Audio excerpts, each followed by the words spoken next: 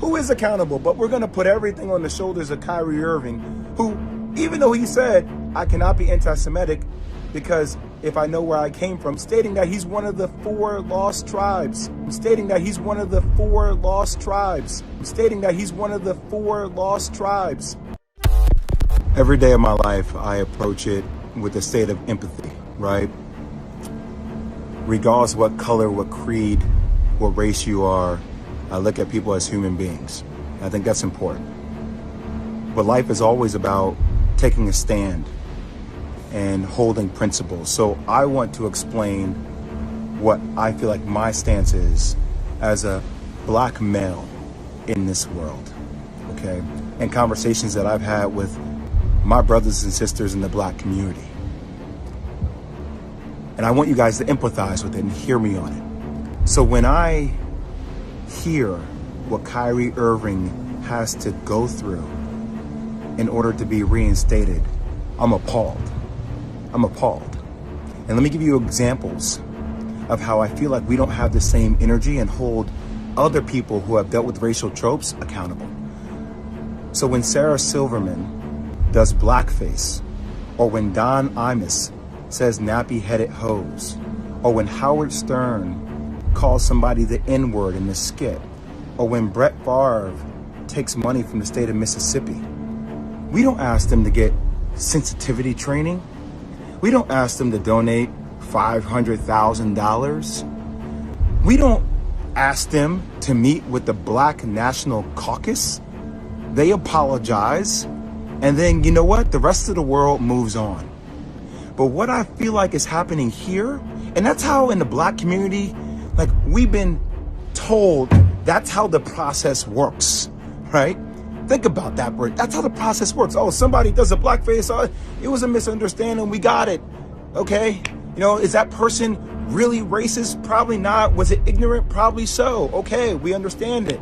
We move forward. We don't like it. We would love to hold them accountable. But society and having a lot of black people in positions of power, we don't have the governability to do that. But what we feel like happens with Kyrie is even after an apology, it's not enough. We feel like there needs to be more. And a lot of people I've spoken to over the last couple of days talk about this thing. Older mentors of mine talk about buck breaking. So we talk about tropes. This is something that we feel like in the black community that happened way back in the day, where if there was a slave that was defiant, right, he got broken in front of everybody in order to show that he was not in a position of power. And that at the end of the day, he had to do what he was told to do because that's what was mandated of him. And there's a bigger situation going on. What's happening with Kyrie Irving? If the Nets don't want him to be there, just say you don't want him to be there. But we should hold everybody accountable, even owners of teams accountable, with things that are happening in other countries, i.e.